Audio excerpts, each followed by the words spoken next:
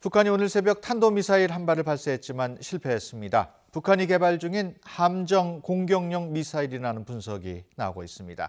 국제사회의 대북 압박에 대한 반발 등 여러 메시지를 담은 도발로 풀이되고 있습니다. 취재 기자 연결합니다. 이선아 기자. 네, 이선아입니다. 네, 먼저 미사일 발사 상황부터 정리해 주시죠. 네, 우리 합동참모본부가 파악한 내용부터 말씀드리겠습니다. 오늘 새벽 5시 반쯤 북한이 평안남도 북창 일대에서 탄도미사일 한 발을 쐈고 이 미사일은 몇 분 채 날아가지 못하다가 공중에서 터졌다는 겁니다. 최대 고도는 71km까지 치솟았던 것으로 파악됐습니다. 어떤 미사일을 쐈느냐에 대해서는 우리 군은 아직 정밀 분석 중이고요. 미국 쪽에서 먼저 나왔습니다.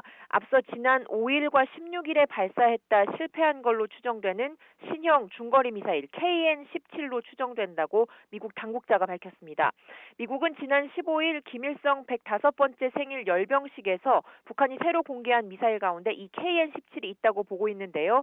기존 스커드 미사일을 함정 공격용으로 개량한 겁니다. 올해 들어서만 3번째 시험 발사에서 3번 모두 실패했다는 건데 최근 미국이 한반도의 핵추진 항공모함과 핵추진 잠수함을 출동시킨 데 대한 반발의 뜻으로 볼 수 있습니다.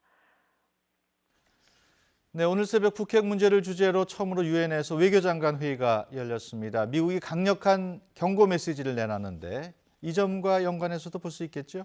그렇습니다. 미국 렉스 틸러슨 국무장관이 유엔 회의를 주재하고 이 자리에서 회원국들에게 북한과 외교 관계를 끊으라고 할 정도로 강력한 북한 압박 메시지를 내놨습니다. 앞서 미국 트럼프 정부 차원에서도 북한에 대해서 모든 외교적, 경제적 수단을 동원해서 핵무기 개발을 포기하게 하겠다고 천명했죠.